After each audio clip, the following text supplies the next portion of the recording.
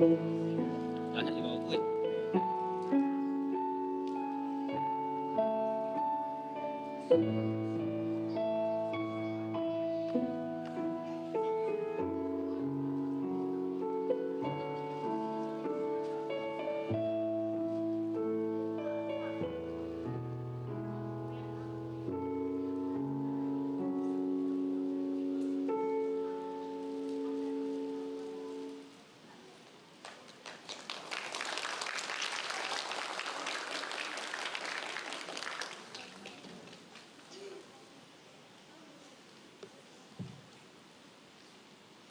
How do you feel after listening to my performance?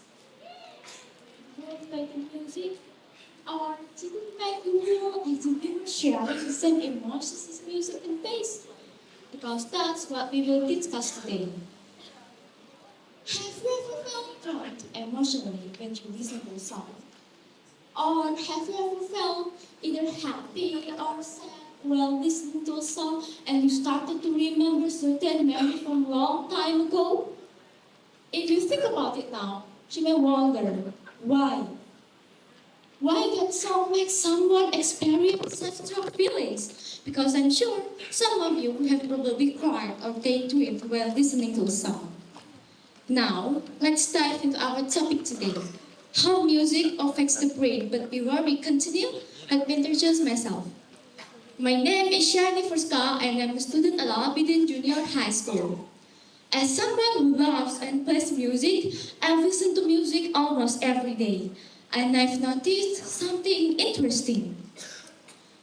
Every time I listen to a sad song while feeling down, it deepens my pain and I feel worse. But even when I'm feeling alright, it still somehow affects me in a sorrowful way. The same goes for any joyful songs. Whenever I listen to them, they always cheer me up and make me want to dance, no matter how I feel. But why does music have such power over us? Why can a single melody move us to tears or lift us into joy? The secret is in our brain. When you listen to music, sound waves enter your ears and are translated into electrical signals by the brain. Different parts of the brain, such as the auditory cortex, the limbic system, and the motor cortex, are involved in interpreting and responding to music. Their tasks differ from one another. The auditory cortex is responsible for processing sound. The limbic system manages emotional responses and memory, while the motor cortex controls your movement. The way our brain reacts to music depends a lot on the kind of music we listen to. When we hear something cheerful and fast-paced, the limbic system interprets it as exciting and uplifting. This often makes us feel happy because it increases dopamine, the so-called happy hormone. At the same time, the motor cortex is activated, giving us more energy. And that's why many of us usually tap our feet, not our hands, or even dancing when we hear cheerful music. On the other hand, a rather melancholic and slow-paced song is processed differently. The auditory cortex associates it with sadness or reflection. The limbic system responds by engaging more deeply with those emotions. Research from the University of California shows that sad music can even activate the hippocampus, our brain's memory center, which explains why such songs can even bring back old memories of loss, nostalgia, or deep thoughts. The motor cortex, however, is less active, as slow music doesn't naturally encourage movement, though they can still lead to swaying or other gentle rhythmic gestures.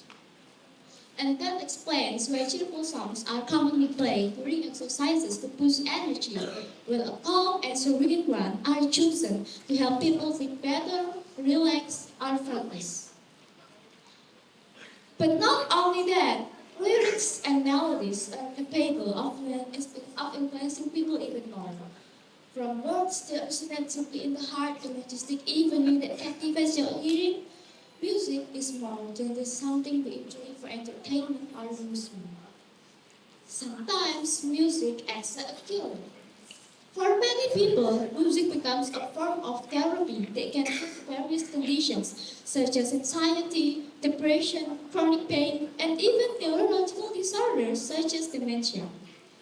In fact, a study in Frontiers in Human Neuroscience found that rhythmic exercises combined with music can help stroke patients improve their walking speed by 23% compared to those who didn't use music.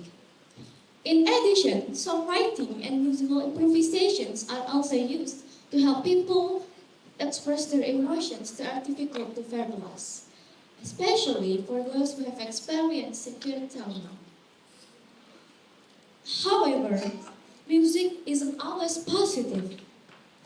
Sometimes it can draw us deeper into our sadness. Because of the strong emotions music can evoke, we may find ourselves drawn too deeply into negative feelings. A study published in Psychology of Music found that people who habitually listen to sad music are more likely to experience a longer periods of depression, and in some cases may even develop an emotional dependence. In conclusion, not only as a source of pleasure, music can also be a means if we rely on it excessively. Nevertheless, music remains one of the most powerful forces that connects us as humans. As Friedrich Nietzsche said, without music, life would be a mistake. Let's keep embracing the charm of music. Thank you.